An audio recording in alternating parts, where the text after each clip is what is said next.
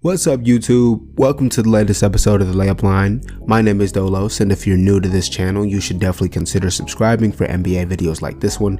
You can also find me on a few social media platforms for inside looks at upcoming videos, as well as reactions to live games or transactions. But moving directly into today's topic, we had 4 team seasons come to an end in the conference semifinals, so let's talk about how they did this year and how they project in the offseason. I'm going to be skipping around in order, but the first team booted from the second round were the Denver Nuggets, losing in 4 games to the Phoenix Suns, and there's not much to talk about with this second round series because I don't believe there are any big picture takeaways to overanalyze with the loss considering the bodies that Denver was missing. Phoenix did a great job of exploiting Denver's defensive weaknesses. Offensively, the struggles boil down to not having a legitimate ball handling threat to run some two-man game with Jokic. The problem gets fixed with Jamal Murray's return next season. Denver is in good position. They have an MVP in his prime with Jokic and ascending stars in Murray and MPJ as well. Aaron Gordon was added with the idea that he's the 4th or 5th guy, so I'm not overreacting to the bad playoff series where his role was larger than what you'd need from him otherwise. The one lesson the Nuggets should take away is that Gary Harris is sorely missed. Because of Nikola Jokic's foot speed issues, Denver plays him high on the ball screens where he can use his hands to deflect shots and passes or stunt and recover, but that scheme needs help at the point of attack. Without some help defensively from their guards, you're gonna be always in rotation, and that scheme gives up a lot of open looks and shots at the rim with no rim protector around. Denver's committed to some big salaries, so I don't expect any big moves, but some guards like Alex Caruso, TJ McConnell, or Josh Hart could be smaller moves that move the needle. I also think Denver misses the offense-defense rotations with Jokic late in games, so Serge Ibaka or Dwight Howard could be good options for bigs off the bench, but ultimately Denver's future hinges on health and Porter Jr.'s growth. Jokic is the MVP and will keep this team competitive, but whether or not he can get all NBA kind of help, that will really decide their ceiling.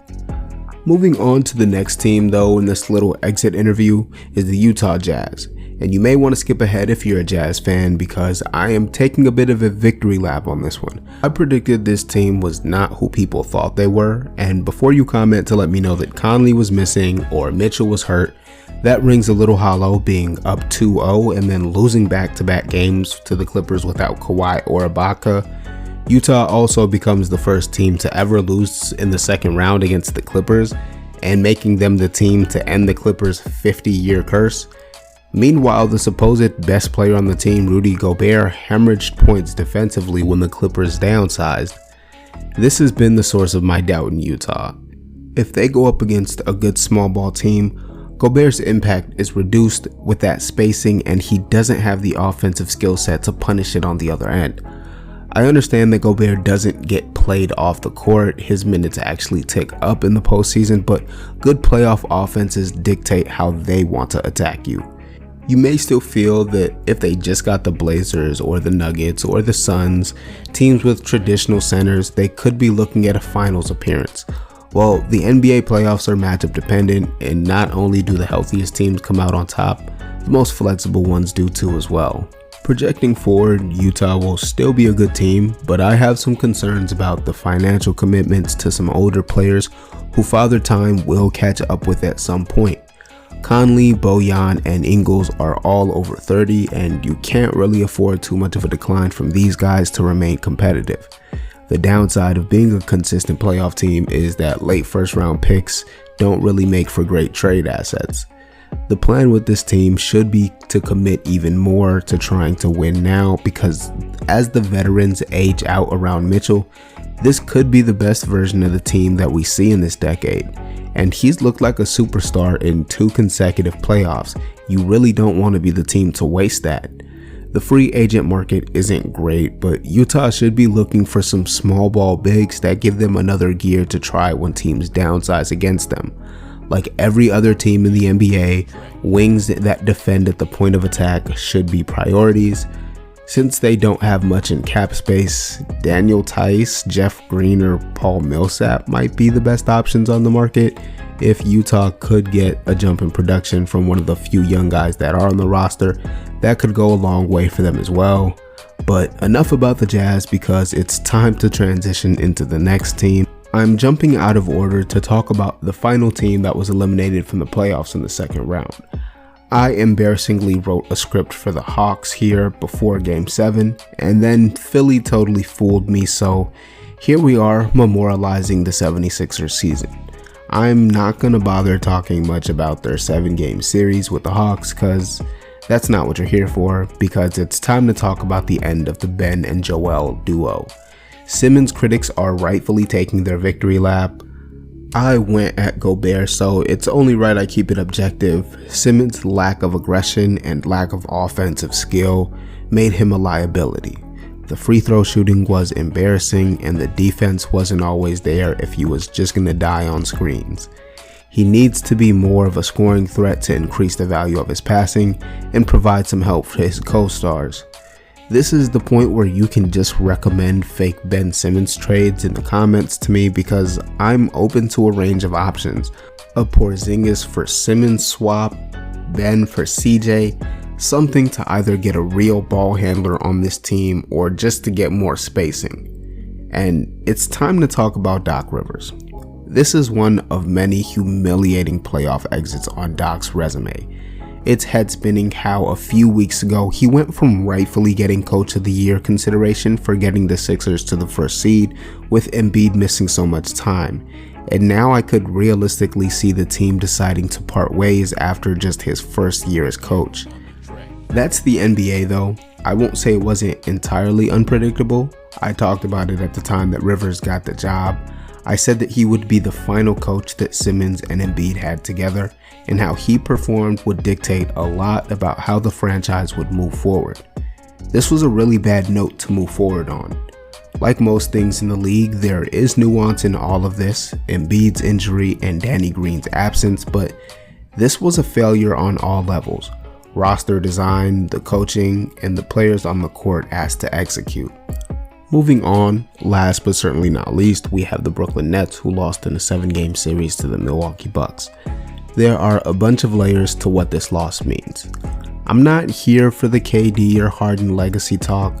The fact this went 7 games is a testament to how good KD is despite being the lone healthy star for Brooklyn.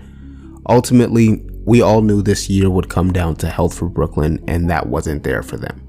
Their defense looked good enough to complete this run despite the questions all season, but there are only so many moral victories in a second round playoff loss, so allow me to just take a pessimistic view for a moment before I give the Brooklyn Nets all of their props here. This is an offseason of a million questions for Brooklyn.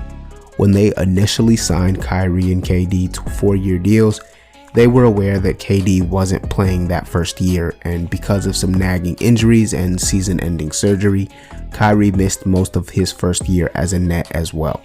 I think they have to look at this year as especially disappointing given how inconsistent and injured every other team was in the second round. They had a legit shot at the title this season and were heavy favorites to win. This sets up an immense amount of pressure for next season.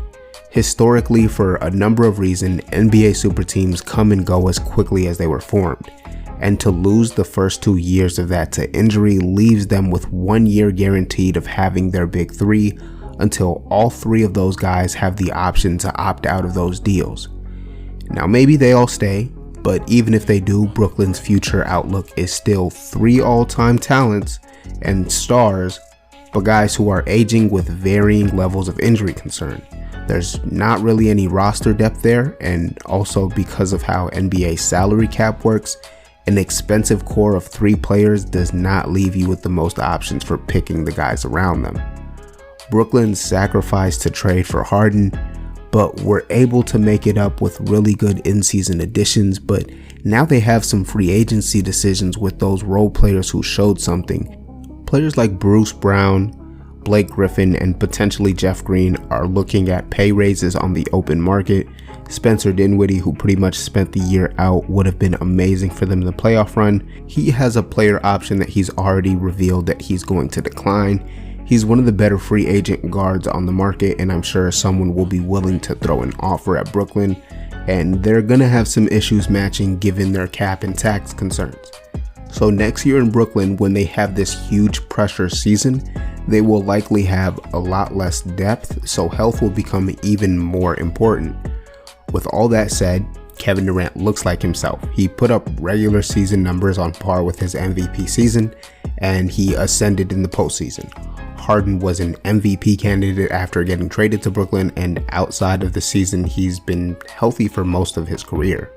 Kyrie played most of the games out of this trio in the regular season and was easily one of the top guards in the league, and his playoff injury was a freak accident. Regardless of the uneven injury-filled season, the Nets fans have to be hopeful that this core showed the offensive brilliance that could be enough to overcome some of the defensive shortcomings. But that's all I have today. I really appreciate you if you made it to the end of this one. If you learned something new, if you like what I do, leave a like and consider subscribing. I also do a Lakers podcast with my guy Rose. All links to the socials in the description. Thanks for watching and enjoy the rest of your day.